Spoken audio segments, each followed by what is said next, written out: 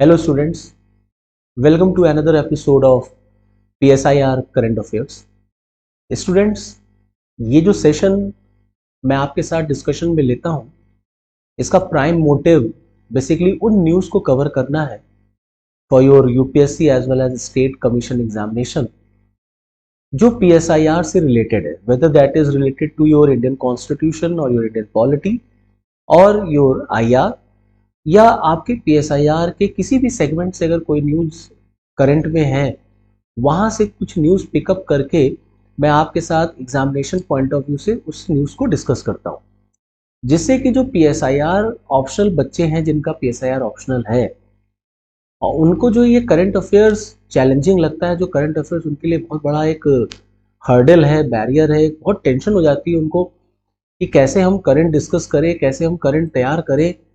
उन स्टूडेंट्स को उनकी एग्जामिनेशन को और स्मूथ बनाने के लिए, उनको हेल्प करने के लिए हमने ये सेशन शुरू किया और बहुत हद तक इस सेशन में हम सक्सेसफुल भी हुए क्योंकि स्टूडेंट्स का बहुत सारा प्यार हमें मिल रहा है, बहुत एप्रिसिएशन हमें मिल रहा है क्योंकि स्टूडेंट्स को ये सेशन बहुत पसंद आ रहा है।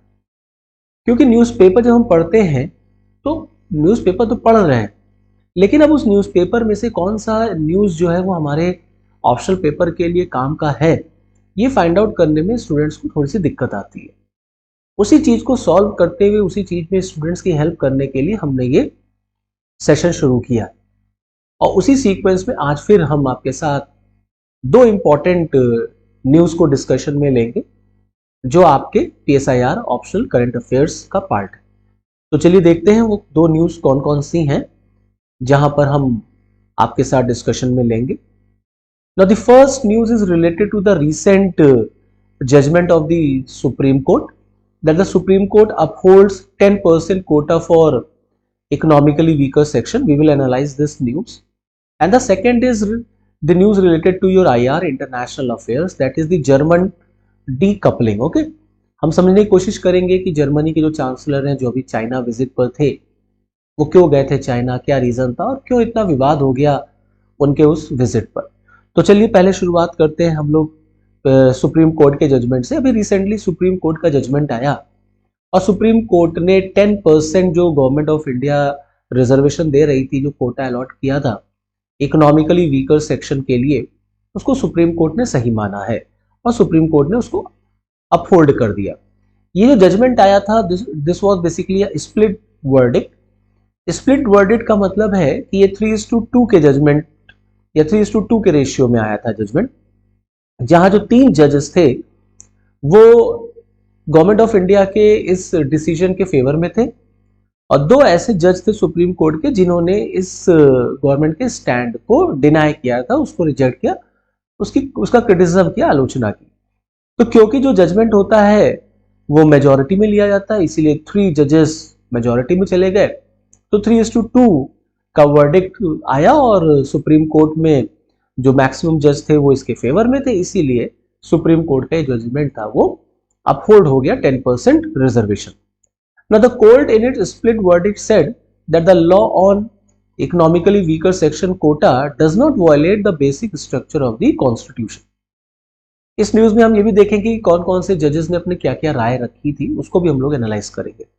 Now the Supreme Court by a majority view of 3:2 upheld the validity of 103 amendment of the constitution.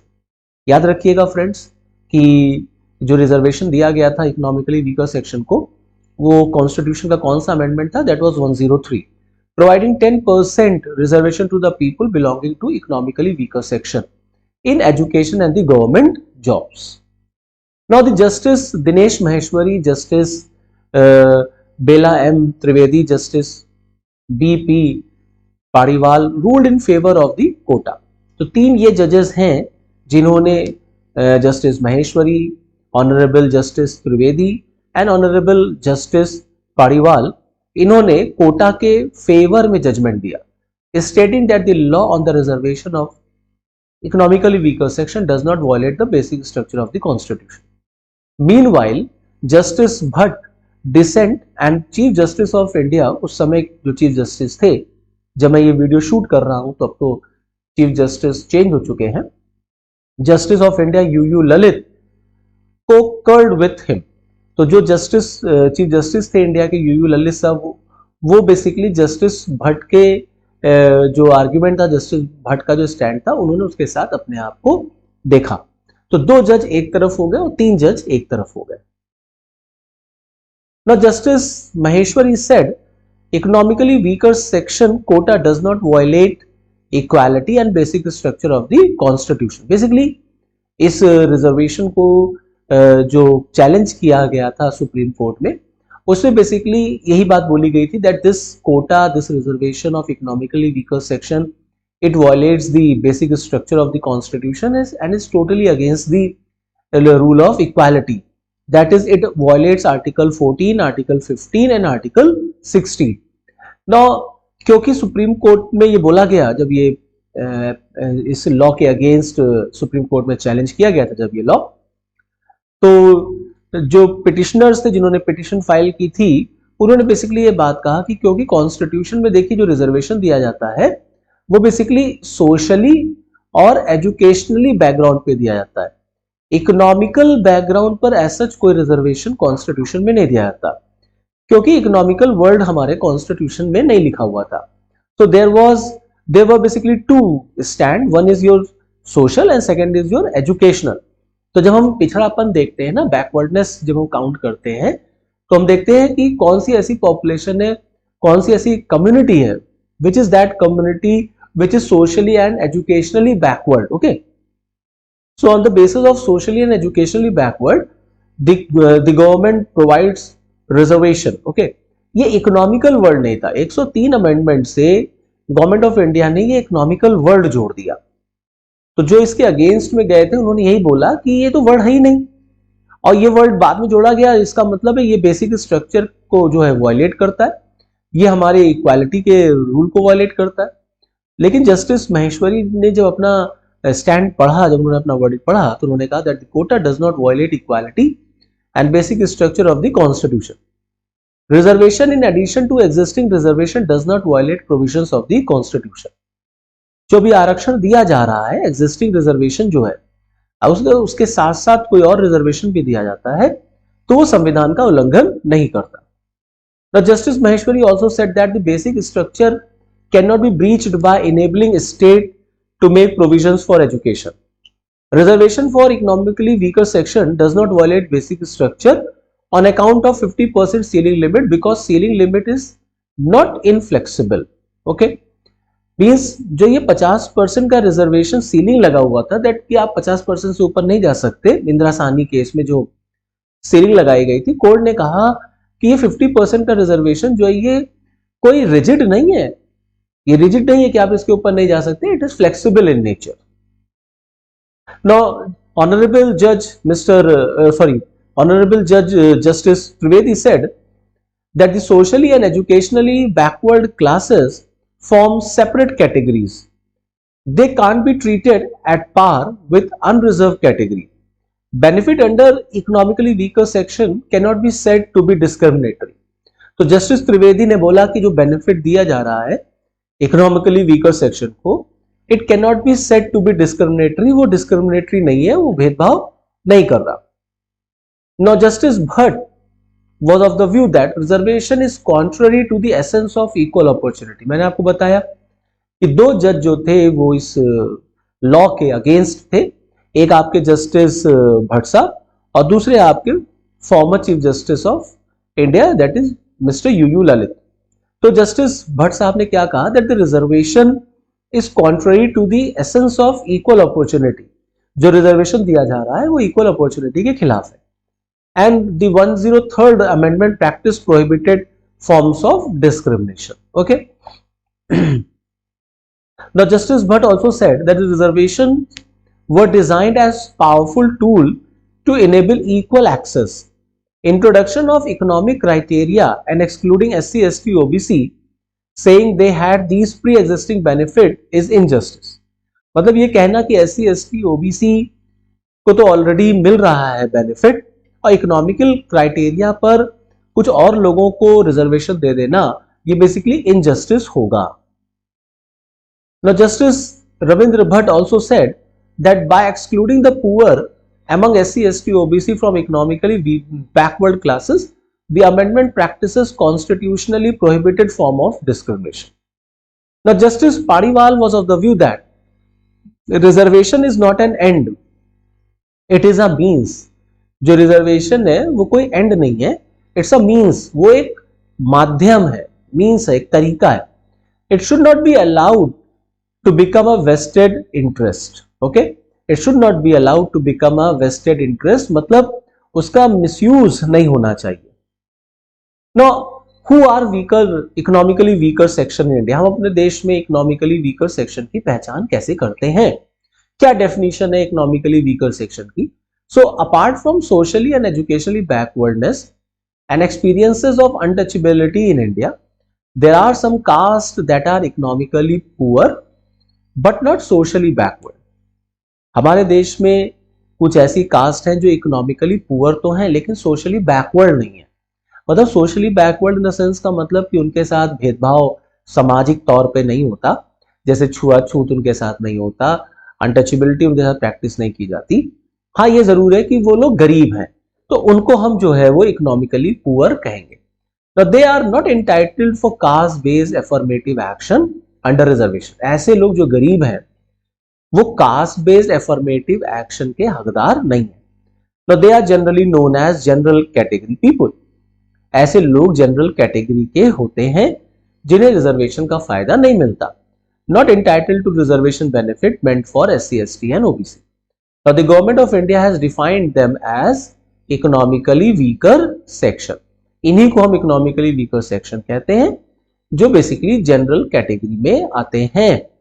अब इस जनरल कैटेगरी में जो लोग भी इकोनॉमिकली वीकर होंगे उन्हें रिजर्वेशन मिलेगा. ओके, यही ये लॉ था. Now what was 103rd amendment. Now the 103rd amendment inserted article 15(6) and 16(6) in the constitution to provide 10% reservation to economically weaker section other than the backward class. तो 103 amendment किया गया संविधान में, जिसमें आर्टिकल 15(6) और 16(6) को जोड़ा गया था और इकोनॉमिकली वीकर सेक्शन को 10% का रिजर्वेशन दिया गया, जो SC, ST, OBC में नहीं आते, in higher educational institutes and in government jobs. The amendment empowered state governments to provide reservation on the basis of economic backwardness. Now, the Article 15 prohibits discrimination on the ground of religion, race, caste, sex, or place of birth. Article 16 guarantees equal opportunity in the matters of public employment. Now, the additional clause gave Parliament the power to make a special law for economically weaker sections like it does for SC, ST and OBC. तो अगर आप original article देखेंगे, article 15, तो वो prohibit कहता है, कहता है नो डिस्क्रिमिनेशन, कोई भेदभाव नहीं होना चाहिए. No discrimination on the basis of religion, race, caste, sex and place of birth. अब क्योंकि नया आर्टिकल जुड़ गया है तो उस आर्टिकल से पार्लियामेंट को, गवर्नमेंट को ये कानून बनाने का अधिकार मिल गया कि वो इकोनॉमिकली वीकर सेक्शंस को कुछ एक्स्ट्रा बेनिफिट दे सकता है, जैसे पार्लियामेंट SC, ST, OBC को देता है. That is extra benefit of reservation. Clear यहां तक? आई होप समझ में आया आपको. आर्टिकल 16 गारंटी करता है equal opportunity in the matters of public employment. तो वहां पर भी सरकार को ये राइट मिल गया कि गवर्नमेंट जो है कुछ एक्स्ट्रा बेनिफिट्स दे सकती है. ठीक. Now, SR Shino Commission क्या था? Now, the economically weaker section reservation was guaranteed based on the recommendations of the commission headed by Major General SR Shino. तो गवर्नमेंट ऑफ इंडिया ने एक कमिटी बनाई थी, it was in 2005, SR Shino committee. इन्हीं की report के basis पर government of India ने ये रिजर्वेशन प्रोवाइड किया. Now, the Shino Commission recommended that all below poverty line families within the general categories as notified from time to time, and also all families whose annual family income from all sources below a taxable limit should be identified as economically backward classes. Okay. तो commission ने क्या कहा कि ऐसे लोग जो general category में आते हैं, बिलो पॉवर्टी लाइन रहते हैं, जिनकी सालाना आमदनी, ऐसे परिवार जिनकी सालाना आमदनी टैक्सेबल लिमिट से भी नीचे है, उन्हें इकोनॉमिकली बैकवर्ड क्लास में हमें शामिल करना चाहिए। Okay, now what was the basis to challenge this amendment? मैंने आपको बताया कि क्या आधार थे अमेंडमेंट को चैलेंज करने के। पहला, that it violets the basic doctrine of the constitution. The basic doctrine of the constitution means on the ground that it violates the Supreme Court's 1992 ruling in Indira Sahni versus Union of India, which upheld the Mandal report and capped reservation at 50%. Indira Sahni case में supreme court ने 50% की capping लगा दी थी, limitation लगा दी।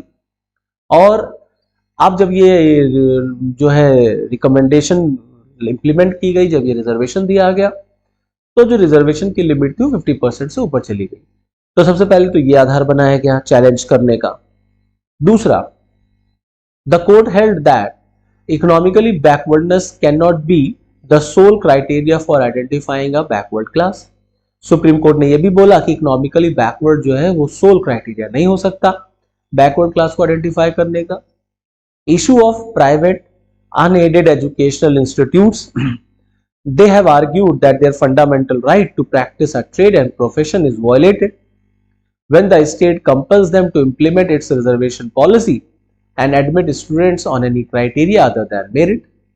तो जो private institutes हैं, जो अनएडेड एजुकेशनल इंस्टीट्यूट्स हैं, उन्होंने कहा कि ये उनके अधिकारों का वायलेशन है, जहां सरकारें उन पर जो है फोर्स करती हैं, प्रेशर क्रिएट करती हैं कि वो स्टूडेंट्स का एडमिशन ले लें, एडमिट कर लें किसी और तरीके से other than apart from merit basis. ठीक, तो उनका जो right to practice a trade और प्रोफेशन है वो वायलेट हो जाता है।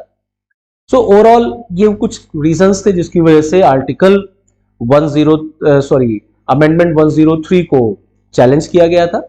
और फाइनली अभी सुप्रीम कोर्ट ने अपने वर्डिक्ट में 103rd अमेंडमेंट को सही ठहरा दिया और 10% रिजर्वेशन जो है इकोनॉमिकली वीकर सेक्शन का, उसको अफोर्ड कर दिया। Clear? So this was the first news. Now this news is important for your PSIR segment, that is in Indian constitution part और इन इंडियन गवर्नेंस पार्ट। वहां पे आपसे इससे प्रश्न पूछा जा सकता है।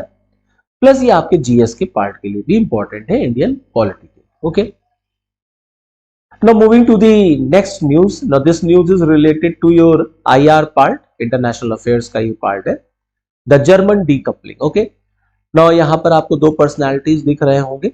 Now this person is German chancellor, present German chancellor, और इनको तो आप पहचान ही रहे होंगे, ये चाइना के राष्ट्रपति हैं।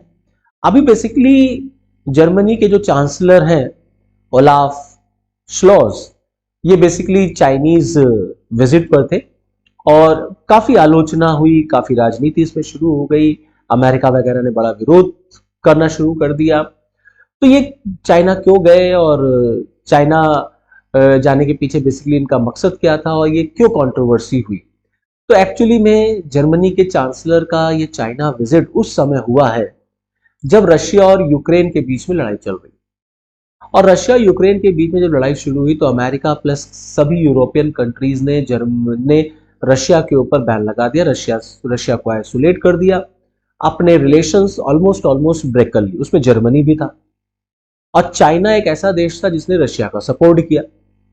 अब एक तरफ यूरोपियन कंट्रीज रशिया को बाइकआउट कर रहे हैं, रशिया का आइसोलेशन कर रहे हैं, और चाइना के अगेंस्ट में है, जहां पर चाइना को पैंडेमिक के लिए जिम्मेदार माना जाता है। और जो ये लड़ाई चल रही है, जो ये वॉर चल रहा है, उसमें चाइना जो है रशिया का साथ दे रहा। वहीं पर यूरोप का एक कंट्री चाइना के विजिट पे जा रहा है, तो अमेरिका और rest of the European countries को मौका मिल गया कि वो जर्मनी को क्रिटिसाइज करें कि जर्मन चांसलर ये कहां चले गए, और जो स्टैंड था इंटरनेशनल कम्युनिटी का ऑन दिस ऑनगोइंग वॉर, उसका क्या होगा। अब रशिया के ऊपर किस तरीके से हम प्रेशर क्रिएट कर पाएंगे, क्योंकि जर्मनी भी बहुत पावरफुल कंट्री है, कोई छोटा मोटा कंट्री तो है नहीं, वर्ल्ड की one of the largest economy है। तो उसका चाइना के दौरे पे जाना ऑटोमेटिकली अपने आप में कई क्वेश्चंस को उसने जन्म दे दिया। तो इसी बात को हम लोग समझते हैं, देखते हैं क्या रहा और कैसे क्या हुआ। तो जर्मनी के chancellor Olaf Scholz is the first G7 leader to visit China since the pandemic. Pandemic के बाद G7 के जो लीडर्स हैं, G7 जो ग्रुप है 7 देशों का, उसमें जर्मनी पहला देश है जिसने चाइना का विजिट किया। Now the world has changed after the public health crisis। इस पैंडेमिक के बाद से दुनिया में बड़े बदलाव हमें देखने को मिले हैं, बहुत पानी बह गया है, बहुत कुछ बदल गया है। तो the Germany and China relations appear to be finding their old normality। Schloss is also the first European leader to be in China since the re-coronation of Xi Jinping as the General Secretary of the Communist Party of China। China के president Xi Jinping जब बने, अभी फिर से जब राष्ट्रपति बने, उसके बाद अगर हम देखें तो चाइना विजिट करने वाले पहले यूरोपियन लीडर हैं German chancellor. For Beijing the Scholz visit was encouraging given that China's relationship with Europe has deteriorated. जर्मनी जैसे देश का चांसलर चाइना अगर जा रहा है तो बीजिंग के लिए, चाइना के लिए बहुत प्राउड का मैटर है, बहुत इनकरेजिंग है। क्योंकि हमने ये देखा है कि कपल ऑफ इयर्स अगो, और या आप कह लीजिए रिसेंटली, चाइना के संबंध जो हैं वो यूरोपियन कंट्रीज के साथ बहुत खराब होते हुए नजर आ रहे हैं। बहुत अच्छे रिलेशंस नहीं दिखते चाइना और यूरोपियन कंट्रीज। स्पेशली कौन से ग्राउंड पे? स्पेशली चाइना ने जो सपोर्ट किया रशिया को यूक्रेन क्राइसिस के लिए, यूक्रेन वॉर जो चल रहा है उसमें जो रशिया को सपोर्ट किया है चाइना ने, और दूसरा जो ह्यूमन राइट्स वायलेशन है जो रोहिंग्या मुस्लिम्स का, उसको लेकर के जो यूरोपियन कंट्रीज हैं वो चाइना को काफी अटैक करते, काफी घेरते। Okay, as Europe's largest economy, Europe की लार्जेस्ट इकोनॉमी है Germany, is even more dependent on China in the first semester of 2022। तो जो जर्मनी के चांसलर का चाइना विजिट हुआ, जब हम इसको डीप एनालाइज करते हैं तो हम ये देखते हैं कि जर्मनी का मानना है कि हम इस पूरे ग्लोबल सिनेरियो में चाइना को आइसोलेट नहीं रख सकते, चाइना से हम दुश्मनी नहीं ले सकते, चाइना की हमें जरूरत है।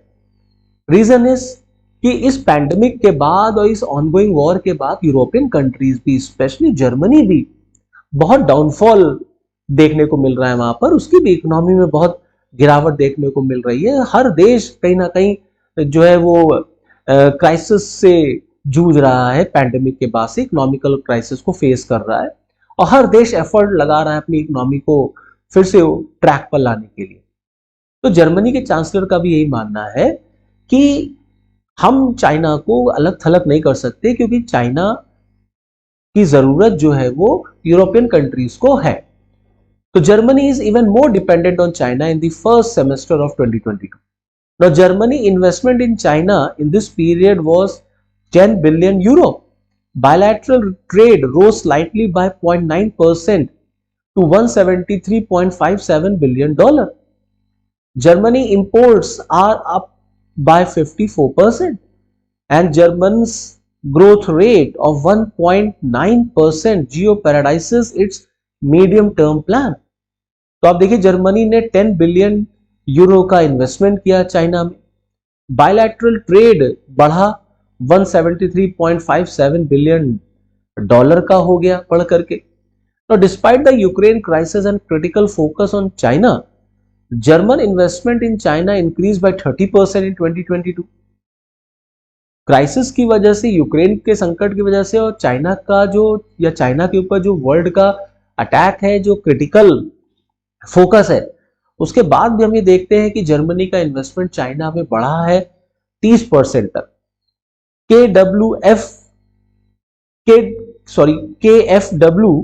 the German state-owned development and investment bank, is financing a 69.5 billion euro railway project linking the North China's Tianjin city and Beijing Daxing International Airport। अब देखिए आप, चाइना का जो नॉर्थ चाइना का जो शहर है उसको बीजिंग के डैक्सिंग इंटरनेशनल एयरपोर्ट से जोड़ने के लिए जो KfW, जो German state own development investment bank है, वो फाइनेंस कर रहा है 69.5 बिलियन यूरोस का।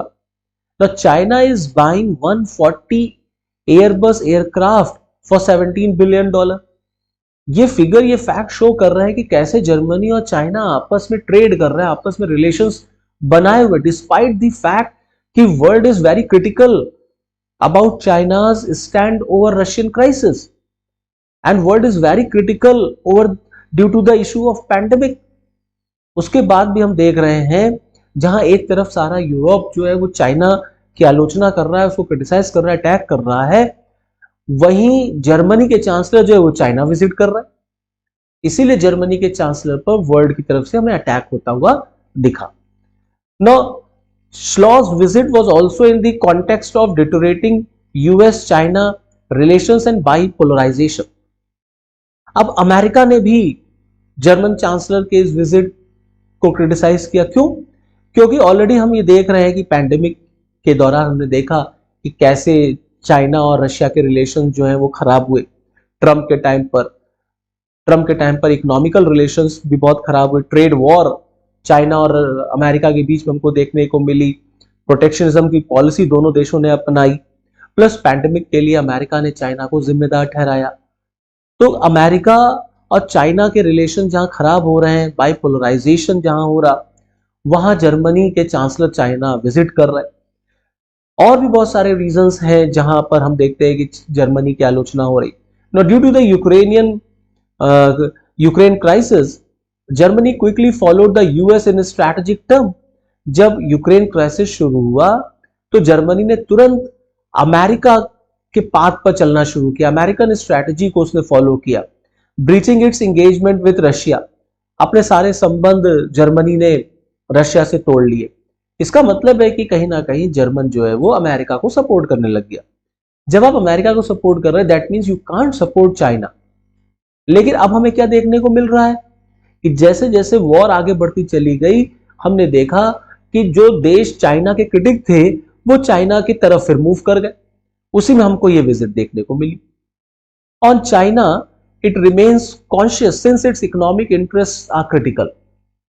और जो जर्मनी है वो हमेशा से चाइना को लेकर के वो बहुत ही कॉन्शियस रहा, क्योंकि वहां पर उसका इकोनॉमिक इंटरेस्ट है।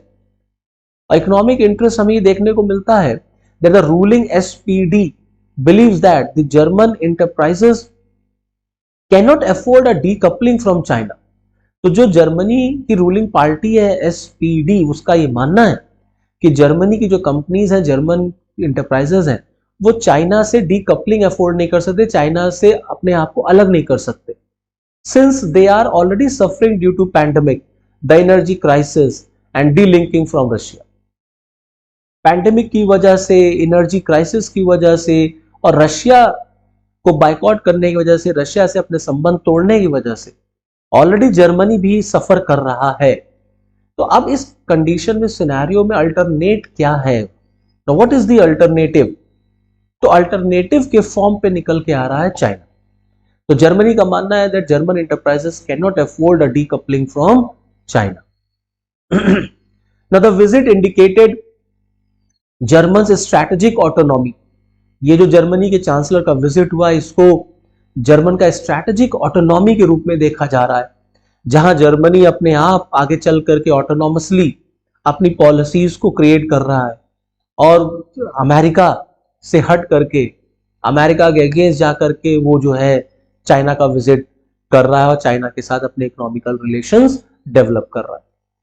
Now the opportunity for a direct meeting with Xi was important to resolve the world's outstanding issues and not because he thought of maintaining business as usual.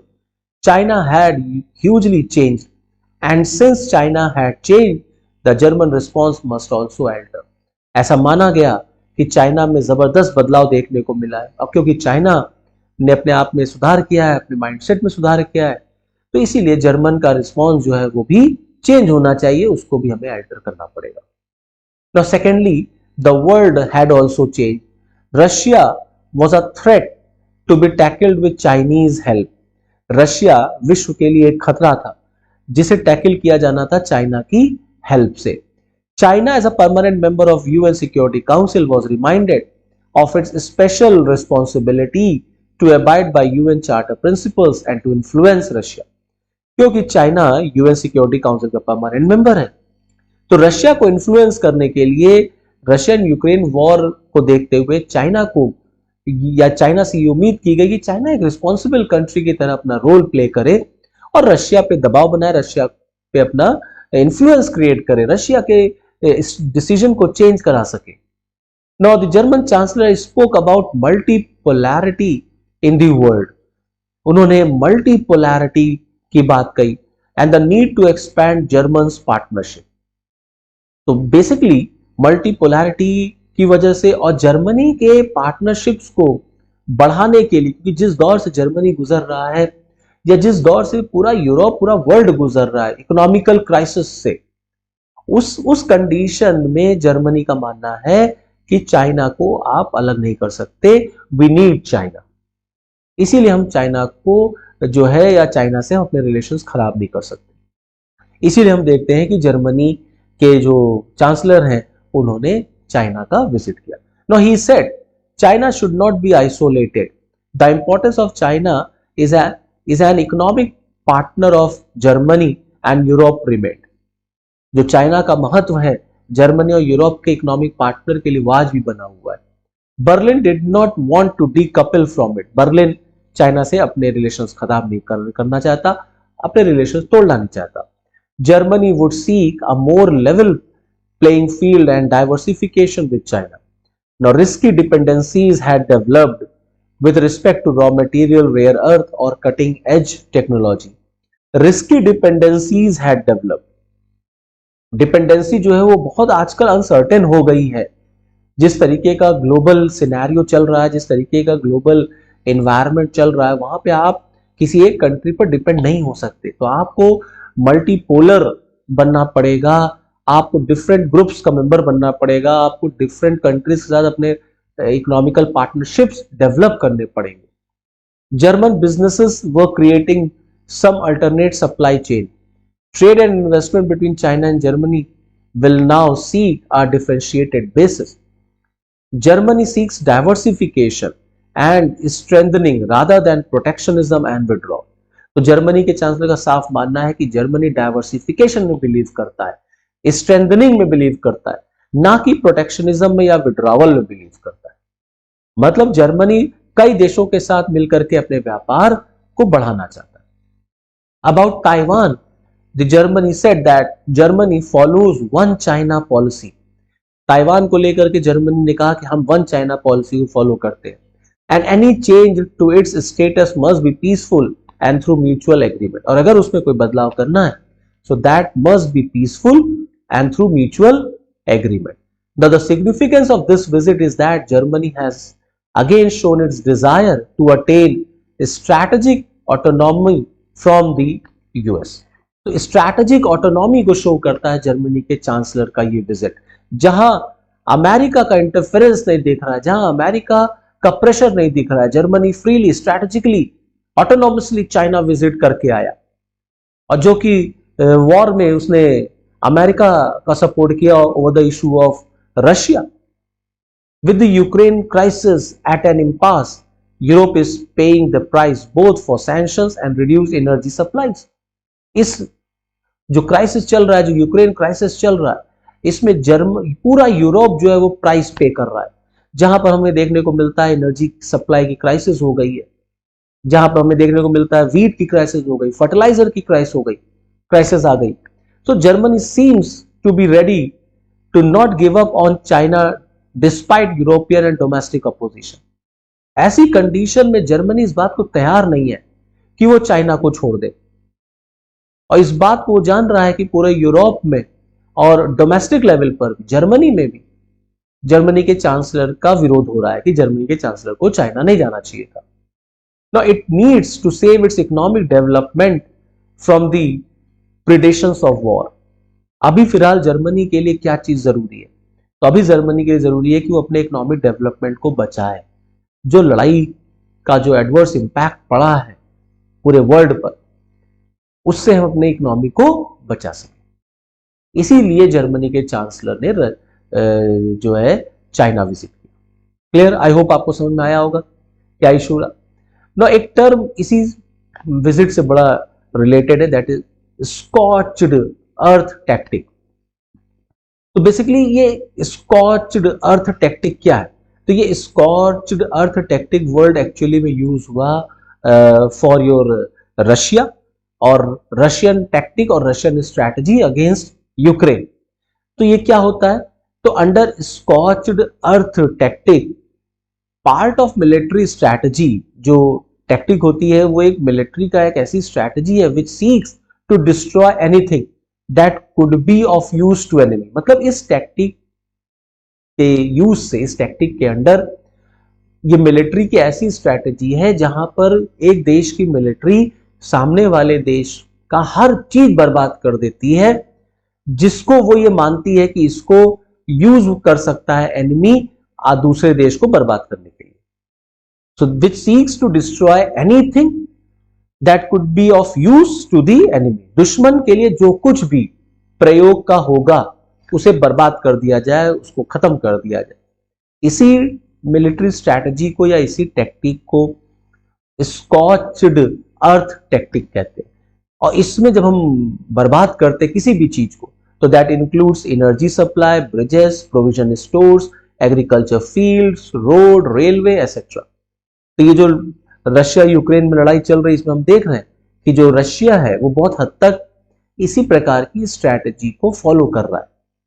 और जर्मनी ने, European countries ने Russia के ऊपर यह आरोप भी लगाया कि रशिया इस तरीके की टेक्निक को यूज कर रहा है जहां वो यूक्रेन के हर चीज को बर्बाद कर देना चाहता है जो यूक्रेन यूज कर सकता है अगेंस्ट रशिया, चाहे वो ब्रिज हो, चाहे वो स्टोर्स हो, चाहे वो बिल्डिंग हो, चाहे वो आपका रेलवे नेटवर्क हो, एनीथिंग फॉर दैट मैटर।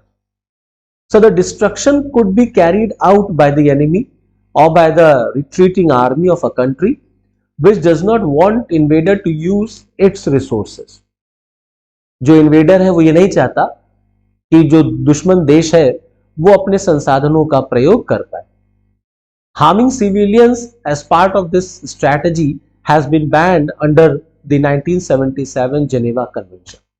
इस तकनीक के तहत सिविलियंस को, नागरिकों को नुकसान पहुंचाना 1977 के जेनेवा कन्वेंशन के तहत बैन किया गया। क्लियर? सो दिस टेक्निक और this strategy is known as scorched earth technique. The strategy seeks to deplete the enemy's resources to sustain warfare and also break their morale by inflicting heavy hardships on combatants and non-combatants alike. Over the past week, Russia has rained missiles on Ukraine cities, destroying civilian infrastructure including power and water supply line. Clear? तो जब ये लड़ाई शुरू हुई और जो लड़ाई ये चल रही है, हम ये देख रहे हैं कि रशिया जो है वो यूक्रेन के शहरों पे शहर को बर्बाद करने पे तुला हुआ है, इंफ्रास्ट्रक्चर्स को बर्बाद कर रहा है, पावर स्टेशंस को बर्बाद कर रहा है, वाटर सप्लाई लाइन को बर्बाद कर रहा है। मतलब वो यूक्रेन को पूरी तरीके से बर्बाद कर देना चाह रहा है और वो इस बात को इंश्योर करना चाह रहा है कि यूक्रेन जो है वो रशिया के अगेंस्ट किसी भी अपने रिसोर्स का यूज ना कर पाए। So this is all from this video lecture. Next class में हम लोग फिर कुछ करंट के टॉपिक्स को डिस्कशन में लेंगे। तब तक के लिए thank you and all the best. And if you have any doubt please आप कमेंट सेक्शन में जाकर के आपने कमेंट को वहां पर प्लेस कर सकते हैं। कोई डाउट हो तो आप अपने क्वेश्चन भी पुट कर सकते हैं। आपके क्वेश्चंस का आंसर मैं जरूर दूंगा। Okay, thank you and all the best.